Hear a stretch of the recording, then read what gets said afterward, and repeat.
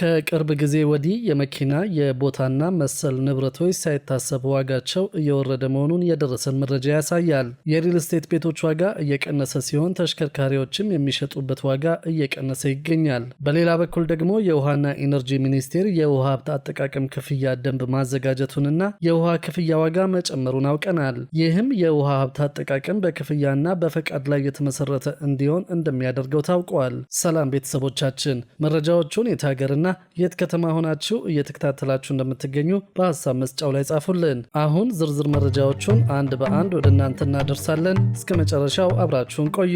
የውሃና ኢነርጂ ሚኒስቴር የውሃ ሀብት አጠቃቀም ክፍያ ደንብ ማዘጋጀቱንና የውሃ ክፍያ ዋጋ መጨመሩን አውቀናል። ይህም የውሃ ሀብት አጠቃቀም በክፍያና በፈቃድ ላይ የተመሰረተ እንዲሆን እንደሚያደርገው ታውቋል። የውሃና ኢነርጂ ሚኒስቴር የውሃ ሀብትን ለመጠቀም የክፍያ ስርዓት የሚጠይቅ ደንብ በማዘጋጀት ለሚኒስትሮች ምክር ቤት መላኩን አስታውቀዋል።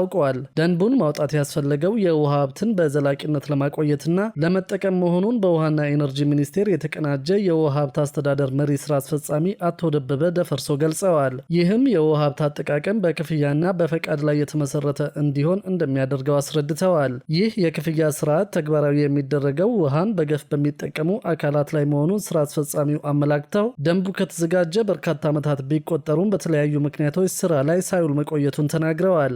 አሁን ላይ በርካታ ጥናቶች ተደርገውበትና ማሻሻያ ተደርጎለት ለሚኒስትሮች ምክር ቤት መላኩን ጠቁመዋል። በተጨማሪም ከክፍያው የሚገኘው ገቢ የውሃ ሀብቱን ራሱን እንዲጠብቅ ለማድረግ እንደሚውል ይጠበቃል። የውሃ ሀብትን የማይጠቀም ልማት የለም ያሉት አቶ ደበበ ክፍያው ስራ ላይ የሚውለው ሀብቱን ጠብቆ ለማቆየትና አጠቃቀሙን በፈቃድ ላይ የተመሰረተ ለማድረግ ታስቦ መሆኑን ገልጸዋል። ይህም በውሃና ኢነርጂ ፖሊሲ እንዲሁም በውሃ ሀብት አስተዳደር አዋጅ ላይ በግልጽ ተደንግጎ የሚገኝ መሆኑን አስረድተዋል። ክፍያው እንዴትና በማን ላይ ተፈጻሚ ይሆናል ለሚለው ጥያቄም በትልልቅ ተቋማት ላይ ተግባራዊ እንደሚደረግና በተለያዩ የክፍያ ስርዓቶች እንደሚሰበሰብ ተናግረዋል። ይህ አይነቱ አሰራር በጎረቤት ሀገር ኬንያ ጭምር የሚተገበር መሆኑን የጠቀሱት ስራ አስፈጻሚው ዋና ዓላማው ገቢ መሰብሰብ ሳይሆን ዘላቂ የውሃ ሀብት አጠቃቀምን ማረጋገጥ መሆኑን አጽንኦት ሰጠው ገልጸዋል። ከመብራት አንጻር ደግሞ የኢትዮጵያ ኤሌክትሪክ አገልግሎት ዘመናዊ የቆጣሪ ምርመራ መተግበሪያ ስራ ላይ ማዋል መጀመሩን አስታውቀዋል። የኢትዮጵያ ኤሌክትሪክ አገልግሎት በቆጣሪ ምርመራ አሰራሩ ላይ ግልጽነት፣ ተጠያቂነትና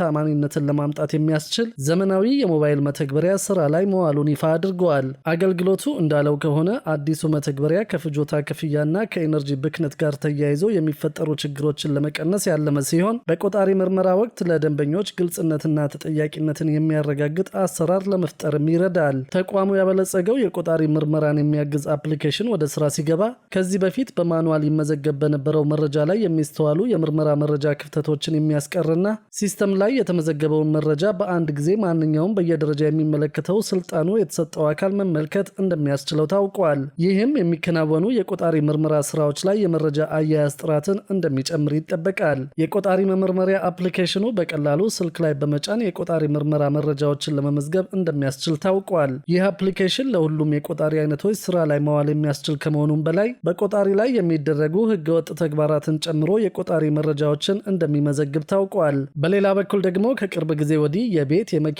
የቦታና መሰል ንብረቶች ዋጋ ሳይታሰብ እየወረደ መሆኑን የደረሰ መረጃ ያሳያል። የሪል ስቴት ቤቶች ዋጋ እየቀነሰ ሲሆን ተሽከርካሪዎችም የሚሸጡበት ዋጋ እየቀነሰ ይገኛል። ባንኮችና መንግስታዊ ያልሆኑ የፋይናንስ ተቋማት ለንብረት ግዢ የሚሰጡትን ብድር በከፍተኛ ሁኔታ ቀንሰዋል። ይህም ገዢዎችን ከገበያው እንዲርቁ ማድረጉን የታወቀው። ሌላኛው ምክንያት ደግሞ የካሽ እጥረት ሲሆን ባለው የገንዘብ እጥረት ከፍሎ መኪናና ቤት ሊገዛ የሚችለው የማህበረሰብ ቁጥር አነስተኛ ስለሆነ የእነዚህ ንብረቶች ዋጋ ማሽቆልቆሉ ታውቋል። ባለው የኢኮኖሚ ሁኔታ እርግጠኛ አለመሆንም ሌላው በምክንያትነት የተጠቀሰ ጉዳይ ሆኗል። በአገሪቱ ውስጥ ያለው የሰላምና የፖለቲካ አለመረጋጋት ገንዘብ ያላቸው ሰዎች ከንብረት ግዢ እንዲቆጠቡ አድርጓቸዋል። በግብይት ስርዓት ውስጥ የታየው ለውጥ በአጠቃላይ የአገሪቱ የዋጋ ንረት በመቶኛ ሲሰላ ዝቅ እንዲል እንዳደረገውም ታውቋል። ሰሞኑን ይፋ በተደረገው የመንግስት መረጃ መሰረት የዋጋ ንረት ከነበረበት ከ17 በመቶ ወደ 9.7 በመቶ መውረዱ ተገልጿል። መንግስት የዋጋ ንረቱን ለማውረድ ያደረገው ጥረት ተሳክቶልኛል ብሎ ለመግለጽ እገዛ ካደረጉለት ምክንያቶች አንደኛው እነዚህ ከፍተኛ ገንዘብ ይገላበጥባቸው የነበሩ ንብረቶች ዋጋ መውረድ ስለመሆኑ የሚገልጹ አሉ። ይህ የዋጋ ንረት መቀነሱ ይቀጥላል ወይ ለሚለው ጥያቄ ግን ማንም እርግጠኛ ሆኖ መናገር አይችልም። በእነዚህ ንብረቶች ላይ ከሰሞኑ የታየው የዋጋ ቅናሽ ለገዢዎች መልካም አጋጣሚ ሊሆን ቢችልም የገንዘብ እጥረት በመኖሩ ህብረተሰቡ የሚፈልገውን ንብረት እንዲገዛ የተፈጠረለትን አጋጣሚ ለመጠቀም አላስቻለም የሚሉ ጥቂቶች አይደሉም። አንዳንድ አንዳንዶች እንደለመዱት ንብረቶቹን ገዝተው እንደ ቀድሞ አትርፈን እንሸጣለን በሚል ቢንቀሳቀሱም ንብረቶቹን በገዙበት ዋጋ ለመሸጥ ጭምር መቸገራቸው ታውቋል። ከዚህ በፊት በአገሪቱ ከነበረው የዋጋ ጭማሪ አንጻር በቤትና በመኪና ግብይት ዙሪያ እየታየ ያለው የዋጋ ቅናሽ አስገራሚ መሆኑን ብዙዎች ገልጸዋል። ከዚሁ ጎን ለጎን በመዲናዋ 2500 ህንፃዎች ምንም አይነት የደህንነት መስፈርት የማያሟሉ ሆነው መገኘታቸውን ሰምተናል። ባለፉት ጥቂት ወራት ውስጥ ብቻ ከ4000 በላይ ህንፃዎች ወይም ግንባታዎች ላይ በተደረገ ልየታ ከ2500 በላይ የሚሆኑት የደህንነት መስፈርት የማያሟሉ ሆነው መገኘታቸውን የአዲስ አበባ ግንባታ ፈቃድና ቁጥጥር ባለስልጣን አስታውቀዋል። በቅርቡ የተጀመሩ ከ11500 በላይ እና ነባር ግንባታዎች ደግሞ ከ12200 በላይ በአጠቃላይ በአሁኑ ወቅት ወደ 24000 ህንፃዎች በአዲስ አበባ እየተገነቡ እንደሚገኝ የባለስልጣኑ ምክትል ዋና ዳይሬክተር ኢንጂነር አበበ እሸቱ ተናግረዋል። ከነዚህ ውስጥም ለደህንነት አስጊ ተብለው በተመረጡ ከ3500 በላይ ህንፃዎች ላይ ከደህንነት አኳያ ያሉበትን ደረጃ ለማወቅ ልየታ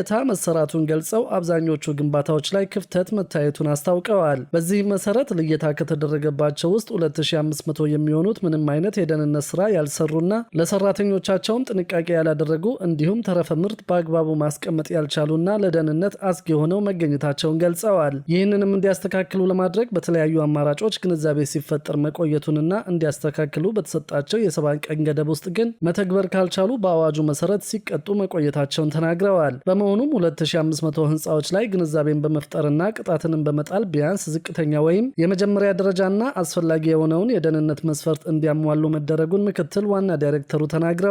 የግንባታ ሰራተኛው ከህንፃ ላይ እንዳይወድቅና ተረፈ ምርት ቢወድቅ ከታች ያሉ ሰራተኞች ላይ አደጋ እንዳያደርስ የሚያስችል የህንፃውን የውጭ አካል በስታንዳርዱ መሰረት ሙሉ ለሙሉ መሸፈን አንዱ የደህንነት ስራ ስለመሆኑ አንስተዋል። በተጨማሪም ሰራተኞች ከከፍታ ላይ ቢወድቁ እንኳን ከታች ተቀብሏቸው አደጋ እንዳይደርስባቸው የሚያስችል አሰራር እንዲተገብሩ መደረጉን ገልጸዋል። ከዚህም ሌላም ሰራተኞች ራሳቸው ዓለም አቀፍ ተቀባይነት ያላቸውን የደህንነት መጠበቂያ አልባሳትን እንዲለብሱ ማድረግ ስለመሆኑ ተናግረዋል። በመሆኑም አሁንም ቢሆን በቂ ስራ ነው ብሎ መውሰድ ስለማይቻል ሌሎች ህንፃዎችንም የማየትና የማስተካከል ስራ ተጠናክሮ እንደሚቀጥል አስታውቀዋል።